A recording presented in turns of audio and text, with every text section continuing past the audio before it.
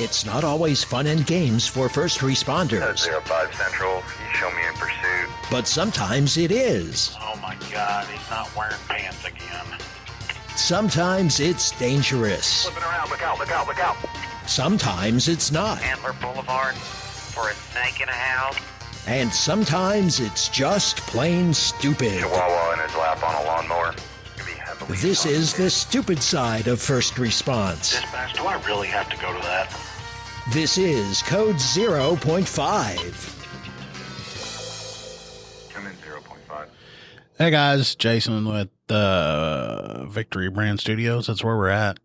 That's where Yeah, normally. and my co-host Rich. I'm confused because I'm sitting there. I'm like, what the hell's he doing? Trying to charge my freaking phone. Oh yeah. Yeah, put in that massive brick of a battery there. Easy now. See how long this thing takes. But Okay. I guess we can do one where I actually tell off on myself. Oh yeah. It's about time. Yeah, I can't let you guys be the only ones doing dumb crap, I guess. So what happened? Well, and you know how nowadays everybody has those outer carriers where you can just easily take them off, get rid of the damn thing for a while. Well, I get to the office and I can't remember what I was doing, report or something. But I get over there and I'm talking with one of our investigators about something that I was working, and then my radio goes off. But dang it. The whatever was being said, you couldn't really understand the dispatcher that well. So I'm like, what is going on? And their voice was a little elevated. Mm-hmm. So I hollered at him and was like, are you looking for a deputy? What are you looking for? Mm-hmm. And so they get back on there and they're like, there's a burglary that's in progress. Mm-hmm. There's a guy that came up to the door and like knocked and I guess checked the door handle or something. Mm-hmm. And there's two other guys with him. So there's three guys there. Mm-hmm. And there's a 14-year-old girl at home by herself. Mm. Well, when the guys came to the door, they knocked and she didn't answer. And she was like, can I help you? And they were like, yeah, she had, I guess, identified who she was or something. And they said, well, is your dad here? And she goes, no, I'm home by myself. Which, newsflash, if there's any kids out there or parents that are listening to this, if your kid isn't home by themselves and somebody comes by that they don't recognize and they're asking questions, always say, well, like, my dad's in the bathroom or such and such or whatever. Don't tell them you're there all by yourself. Right. So when she told him that, then these three guys went and started like walking around the house and looking around outside. So I didn't get all of that information. Mm-hmm. I got parts of it. So what sticks in my mind is the address. There's three guys that could possibly be trying to break into a house with an unarmed 14-year-old kid that's by themselves. Mm-hmm. So I like quickly get back out to my unit, and instead of grabbing my regular like outer carrier that I wear that's got the softer armor on it, Mm-hmm. I grab the plate carrier. Mm-hmm. And it, it's got level 4 rifle plates, and these things are metal and then they're coated and all that. So, it's going to stop something maybe more than once. And so I go over there, open the back door to my unit, and I grab this thing and I go to fling it up over my head to put it on. And when I put it on, the very edge of that thing clocks me right in the dome above my eyebrows. And I kind of step back and stumble a little bit. And I was like, oh, fuck. And I'm standing there and I'm holding my head and I'm like, oh, God. So I'm like, okay, I can't be hurting. I've got to go help. Yeah. So I'm putting this thing on. I'm clipping it in and I'm getting in the truck and my head's kind of ringing. Yeah. So I haul over there. I get there and I pull up. Well, the three guys are just standing out in the driveway. Mm-hmm. And there's an older woman that's there too. I go up and talk to him. Well, the older woman, come to find out, is this little girl's grandma. She wasn't very far away, so she had come over. Mm-hmm. I go over there and I'm talking to the guy and like, hey, what are y'all doing here? And blah, blah, blah. Mm-hmm. Well, the little girl's dad was selling like a bumper pull camper. Mm. and it was on Facebook. And he's like, I talked to the dad and he said I could come and look at it. Mm-hmm. And I'm like, yeah, okay, I've heard this crap before. He's like, let me see, prove to me or something. Well, he gets his phone out and he's like, here's the messages, and he hands it to me. And I go, is it okay that I look at this? And he's like, yeah, you can take it and look at it. I look at it and I see where he had been texting the dad, and he said, hey, you got and they're talking about the camper and that. And they said, can I come by and look at it tomorrow? Mm-hmm. And the dad said, sure. Well, then the next day he texts and says, hey, I'm on my way to come look at it. Mm-hmm. And the guy doesn't respond for like 30 or 40 minutes. Mm-hmm. Then the guy replies and says, hey, I'm here to look at it. Is there anyone here? Mm-hmm. Well, he still doesn't get a response from him. Mm-hmm. So then the guy calls and he was like, hey, I talked to them because I knew they were going to come by today, but I didn't know it was going to be just at any moment of the day I'm coming and then they were going to show up. He's like, I'm not there. I'm working right now. Right. And I was like, oh, okay, I understand. So we get that all squared away. It's just miscommunication. And these guys were legitimately wanting to buy this thing. And then I'm sitting there, the three guys leave, and I'm standing there, and an off-duty cop had heard about it, and she came over to help. And then one of our reserves that wasn't far away had heard about it, and then he came too. Mm-hmm. So everybody gets there, and I'm just standing there in the front yard, and we're telling this little girl, it's like, never tell people that you're here by yourself. Always tell them that someone else is here, blah, blah, blah. And while we're all telling them that, I'm just kind of standing there in the yard, and I'm rubbing my forehead. And one of our reserves looks at me, and he goes, why do you keep rubbing your head? So I tell them the story. I was like, man, I was in such a big hurry to get over here that I damn near knocked myself out picking that plate carrier up, and I've still got it. I don't know if you can see it. There's a knot right here on my forehead. Yeah. It hit me like dead right in the middle of the head, just above my brow line. Dang. And I had a headache the rest of the day, and I'm like, wanting to go home and everything else. It wasn't you always bad. Want to go home, though. Well, yeah, who wouldn't want to be at home? That's my favorite place to be. Right. Go on vacation, I'm staying at home. Yeah. I think I have a concussion, boss. Yeah. I think I need a couple days. So, yeah, I've had to, and I guess at the time, after I hit myself, I was kind of like, oh, damn, I'm trying to collect myself. But then your adrenaline starts pumping, and then all that goes away and you forget about it. But then when the adrenaline dump happened, and then I'm calming back down, and then all of a sudden I'm like, God damn, my forehead hurts. So the rest of the day, everywhere I went, I'm just standing there doing this, rubbing my forehead. I'm like, man, I hope it's not huge where it look like third eye Cyclops there with the eye in my forehead. A big old lump. But had you seen all tweet?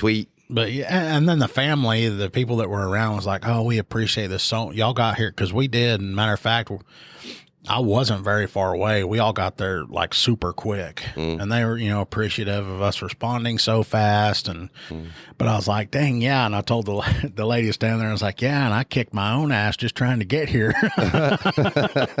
She's like, well, I appreciate that. Oh, but yeah, it's still freaking tender right there. I was wondering how big it was if people could see it. No, now that you said something, yeah. But not before. Couldn't tell anything before. Man, freaking, there's all kinds of people ate shit this week because we had a guy on a warrant service we did. Mm-hmm. That guy, freaking dude, he ate it. He ate it hard. Oh, really? Yeah, man. So I got word. Does he got a knot on his forehead too? Oh, he's probably got a knot. Not on his forehead. Oh, well, he might. He might have 2 or 3. He might have 2 or 3. But I get word that this dude, he's got 2 warrants for, I think one was for grand larceny and one was DV by strangulation. And here he's at this house in town. So I text Renix and our new guy. I'm like, yo, y'all go over here and pick this up. It's supposed to be over there right now. And so Renix kind of cruises around and he's over there talking to him. And a new guy hits me up and he goes, yeah, he's here confirmed. And so they're working their magic, trying to do all that stuff. And then I get a text a little while later, he bailed. So I'm like, what? And Renix calls me and he's like, man, we were going in after him and he freaking bailed out a window on us and ran. And so they're getting having their fun. I think he told This the one you told me about where like the dude was in the kitchen or something, Yeah. but he went out a window that was around a corner where they wouldn't have been able to see. Yeah, he was heard him knocking on the door, and I guess he heard him asking about him, and so he went out the window. Yeah, while they 'cause were. like the house like is an L-shaped design, and even if they had somebody in the back and someone in the front, and they never would have saw him go. No, because they were they were on the front porch, and where they were at, that window was like it's past where they were at, so they were both right there. It was just a crappy situation, but dude bailed on them, so now they got dude on foot, and they're running around chasing him, and it goes on. The guy ended up trying to hide out in a couple different places, and Renix called me and told me that he's seen him in an alley, and he's like, "Man, I need some more eyes. I'm trying to find this guy." Tells me what all is going on. So I called our assistant emergency manager and had him come out, and he's driving around looking. And had another guy that I was with at the time. He's like, "You want me to just see if I can find him?" You know what I mean? Like, I'll call you if I do. I was like, whatever. So he's driving around looking for him, and I go over there and I go talk to Renix, and then I guess the guy's girlfriend, she pulls up and starts giving me the waterworks, and I'm like, okay. And she told me he was like off on the north side somewhere, and I'm like, oh, okay, yeah. Just hold that thought. I'll be right back. And so I go right back to the place where they had been. And so I sit out there for a minute, and the people in the house see me out there. Well, they close the door for a minute, and then they open it back up, and then they both come outside. And so I go walking up. About that time, I guess Renix is trying to figure out where I'm at. So he comes pulling up, and I'm talking to him, and I'm like, "So where's dude at?" "Oh, I don't know. I'm not saying anything." It's like, "Oh, okay." And one of them was kind of it was really weird because they were kind of giving me, like the head nod, but not type thing. Anyway, so I'm like, "Do you care if I go in and look?" And they were like, "No, go right ahead. Go in." And I was like, "Okay."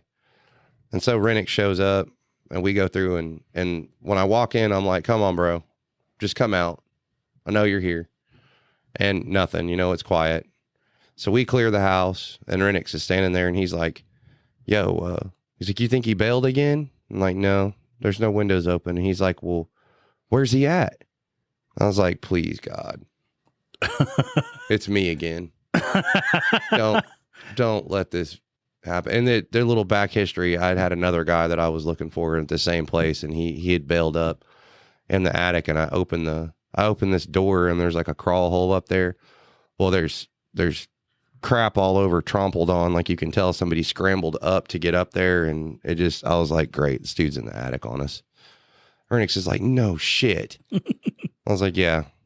And I'm down there hollering. I'm like, "Dude, just come on, man. Just come out." And nothing. He wouldn't. And I'm like, "Man, why are you making this more difficult than it needs to be? Like, I know you're there. You know you're there. Let's just come on. You're there. Come on." And nothing. So I was like, "Okay, well, I'm getting a ladder." So I start moving crap, call for a ladder. Ladder shows up. I'm like, "Bro, you got one last chance to just come over here and just come down. Because I will come up there. Like, I don't give a shit. I will come up there and get you." Nothing. So I'm like, okay. So now this time I got to pull my freaking vest off before I get lodged in this freaking hole. Anyway, I go up, and I start in one corner. And mind you, I'm going up, and it's dark. And I know dude's there, and I'm like expecting to get kicked in the face this entire time. So I come up, and like, if you can imagine, I'm like kind of crouched, and then I kind of pop up the ladder, and I'm like, "Yeah," like, you know what I mean? Like trying to block shit. And it was dark. So I'm like, okay, all right, cool. He ain't nowhere near. So anyway, I start looking around the attic, and I see him, and I'm like, "What the hell are you doing?" And like, you kind of see him look at me. I'm like, "Bro, this is rock wool insulation. Your life's going to fucking suck. Like, here in about 5 minutes, you're going to hate life. Like, just come on. That shit's all over you too. Like, it's down his shirt." He like tried to cover up with it. Oh my gosh. I'm like, "Bro, you're not going to like it. Just come on." And he's all sweaty. So I know, dude, I used to work in attics, so I know how horrible that shit is and breathing it and stuff. I was like, "Just come on, dude." And so he comes out, and he's doing everything I ask, no issues. And I was like, "Man, you just be careful. Just take your time and just come on." And so he's still coming steadily. And I'm like, he gets over kind of by the hole. I'm like, "I'm going to go down, and I'm going to hold the ladder because I got somebody holding the ladder now." I was like, "I'm going to go down and hold it for you." And so he's like, "All right." So I get down, and I'm holding the ladder, and I hear like And I look up and he's like handing me his phone and he's handing me this other crap he's got with him. So I take it and I hand it off to Renix. Well, I'm like, okay, when you come to that, and I could no sooner get it out, this dude comes face first down the freaking ladder, bro. I was like, oh, and like me and Skinner, like we stepped forward and like caught him. He came down. I want to say he came down almost forwards, but by the time it was over with, he was rolled over on his back in the rungs. Like me and Rennick caught him and we're like holding him. Yeah. I was like, oh crap. And anyway, we ended up letting him down and I'm like, Rennick, start medical. And he's freaking, I don't know. It was freaking wild though, dude. But the backstory on that is that we had a guy over there, same thing, and went over there to go hook him up. Couldn't find him in the house and he was up in the attic. And so I was hollering at him to come down, and he was finally started to comply to come down, and he missed one of the joists and fell through, like fell through the ceiling. Sheetrock. Yes, fell through the ceiling, landed on the couch, and was like, this freaking place was ruined. Like nobody could stay in there because they had to patch this big ass. I mean, it was easily like a 4x8 sheet of sheetrock that they had to replace in this house. So it's the second time in that same place that people have hid in the attic. Like I want to talk to the dude and like try to figure out if they can like lock those things somehow. Yeah. But There's yeah, no I mean, reason they need in there. oh no, there's nothing up there that needs to be like user serviceable or something. They need to fix that, like plywood and locks or something. I don't know, but yeah, man, it was That crazy. Someone moves in to that particular apartment and be like, hold on, give me their information. I'm doing a background check. It's just, oh, No way I can get ready for a potential having to get back up there again. oh man. So he kind of had that one coming. Well, You run from the cops, you got warrants, one of them's felony warrant. or 2 felony warrants. You kind of just had something coming. You kind of deserve that one. I mean, I don't know what his deal. And I get, he didn't want to go. Okay, wait a minute. You said one of those was DV by strangulation. Mhm. Was the person he living with his victim? No. Oh, okay. No. But it was, what I mean? Like it wasn't just like some traffic warrant. We weren't just doing it because he had like a tail light out or something. This was a pretty serious offense. Yeah. So, but yeah, man, he freaking ate it. And the look on Rennick's face was, and I yeah, don't know if I would have caught. dude, I think we caught him and I think he was like, bro, like, no way this just happened. I think I might have let the ground catch it. No, man, we were trying to slow him down because it's like he went to go forward and I guess he missed he was like hands and knees up there is the only thing I can imagine. And he went to go put his hand down on the opposite side of the hole and missed and like basically came out. It was, Could you imagine he falling down and he gets one of his legs or arms in between a rung or whatever? He Dude. could have snapped his arm or something. that's what I'm saying. Like at first I was like, holy crap, man. But he ended up getting transported and we had to do the x-rays and CTs and MRIs and it ended up being a early night, I guess. You don't know how you want to say it for the guys, but anyway. We'll have more coming up on Code 0.5. If you're looking for a political podcast that goes beyond the headlines, check out the Beltway Briefing. I'm Howard Schweitzer, CEO of Cozen O'Connor Public Strategies. Every week on the Beltway Briefing, our team of former Republican and Democratic presidential appointees, Capitol Hill veterans, and political advocates shares behind-the-scenes perspective that cuts through the noise. If you want the inside scoop, subscribe now to the Beltway Briefing here or wherever you get your podcasts. Yeah, when you take off running, you hide like that, you kind of get what you deserve. It's like, dude, just own up to what you did. Man, I had one. And it was a different house, but it was here in town. And there had been an argument between the male and the female of the house. Well, the female had warrants. The male was outside. To get him calmed down, he smoked a cigarette. And he's telling me all about his problem and what she did and all this. And I'm like, wait, she's here? He's like, yeah. Oh, okay. Where's she at? Oh, she's in the house. Like, okay, I'm gonna go check on her. So I go in there and there ain't nobody in the house. I was like, great. It's like, you sure she's here? He's like, yeah. Because she was the one that called. I was like, okay. And I was like, where the hell would she? And I look, and there's a crawl hole, and it's open. I was like, great. Well, there's one on one side of the house and one on the other side of the house. So, like, I'd pop up this one, and she'd, like, crawl to the other side and lay down. And then I would go to that one over there, and she'd be crawling. As I was crossing the house, she was crossing the house in the attic, and she kept doing this deal. And I'm like, I will come up there. Like, I will drag you down. You need to just come on. Finally, I said, to hell with it. And I, again, popped the vest off, which is probably not a smart move, but it's a tiny hole. So I was, got to do what you got to do. So I climb up there, look around. I'm like, where the hell did she go? And this time I thought she slipped out the crawl hole and had like took off on foot on me. Yeah. So I'm like, crap. So I get down, and about this time, was her mom or roommate or something came in there, and I was like, where's she at? She's like, oh, she's not here. I was like, BS, she's not here, dude. She called us. She called us, told us to come here. Like, she's here. And we were standing in the hallway. There's like a furnace closet, and I hear kind of, and I open that freaking door, and she's wedged between the furnace and the wall. I was like, get your ass out here. Ended up hooking that one up. It's like, you're getting another charge for this, right? And she's like, I know.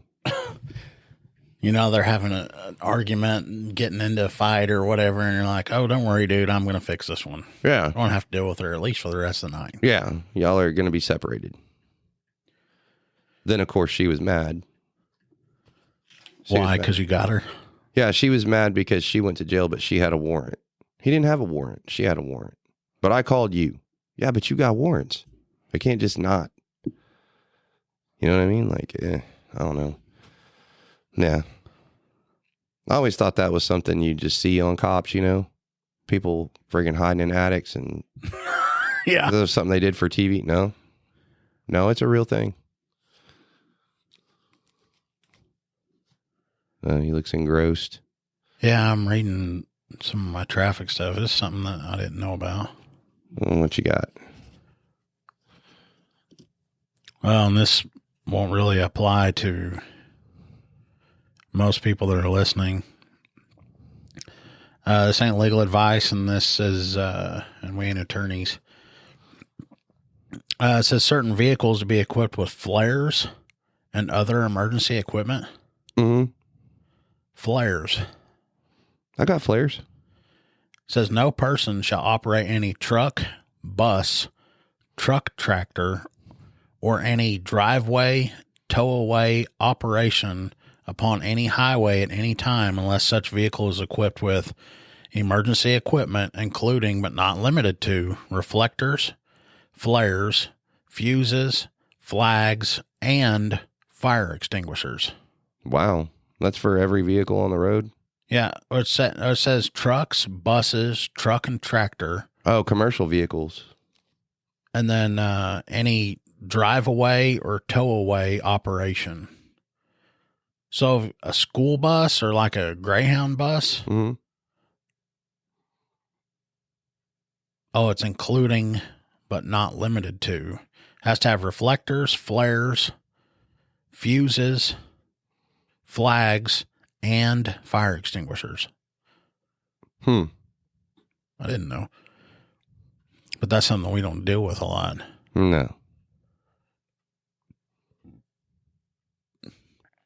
Every bus which is licensed for the express purpose of transporting persons for hire shall have at least one hand axe and one heavy-duty 10-unit size first aid kit.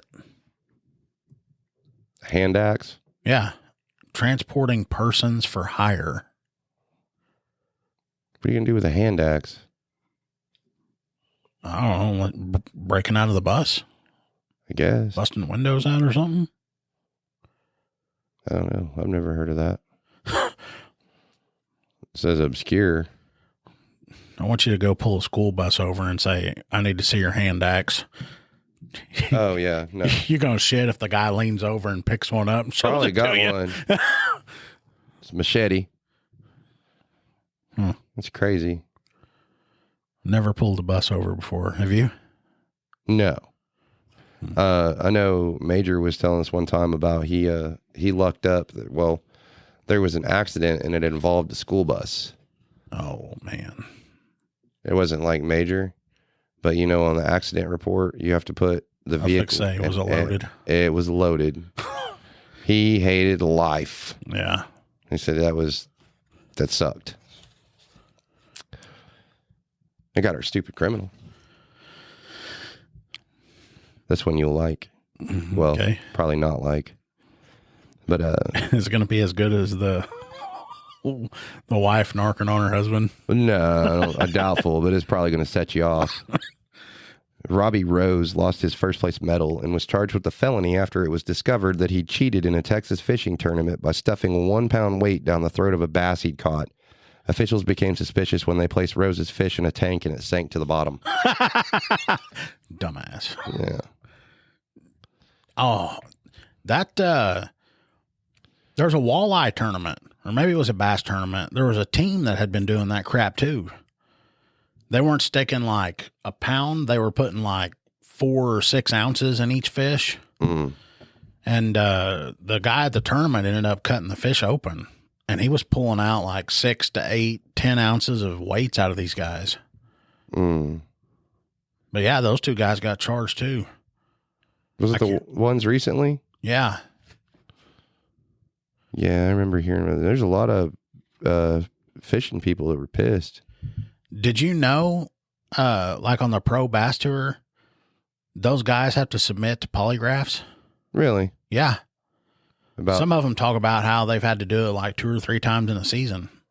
They'll just ask them like general questions, and then they'll ask them specifically like if they've ever done anything cheating, or because I've read stories about guys that have like cheated in tournaments, and like before the tournament comes up, they will fish like the whole week before. Mm-hmm.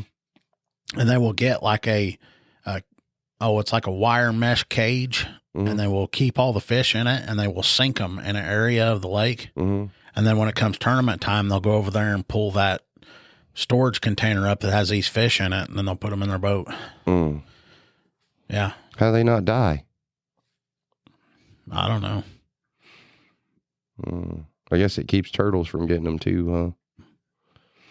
Turtles. Yeah, I've heard that. And then, the stuff and the weights in them, and guys have even tried to show up at tournaments with fish already in their live wells. Yeah.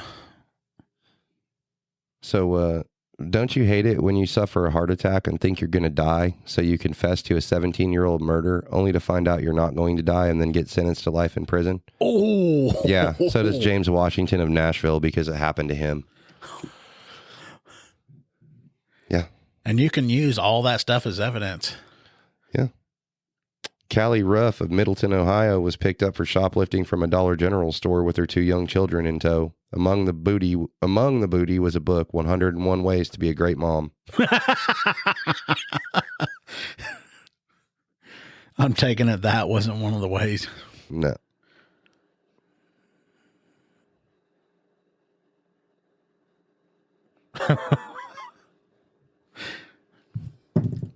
God, man. Wait, now I'm thinking about fishing.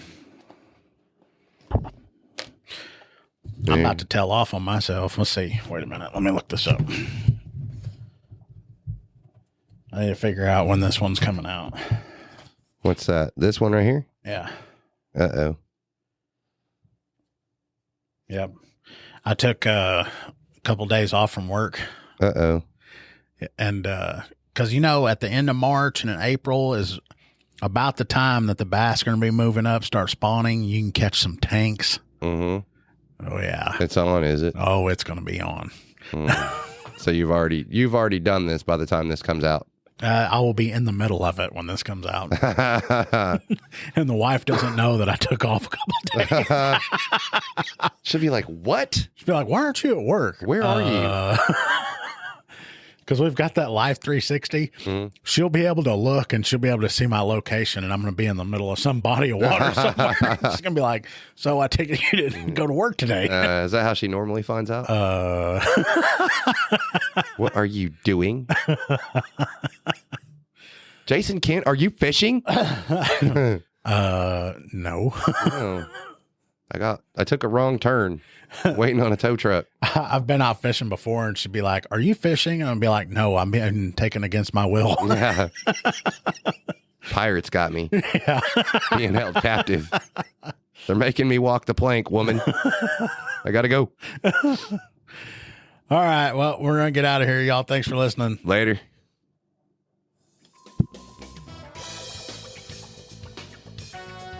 You have been listening to Code 0.5, the lighter side of police work.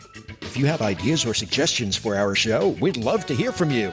Visit our website at code05.co. That's code05.co. And please consider making a donation at our Patreon page, patreon.com/code05. Be sure to use the digits 05. Thanks for listening to Code 0.5.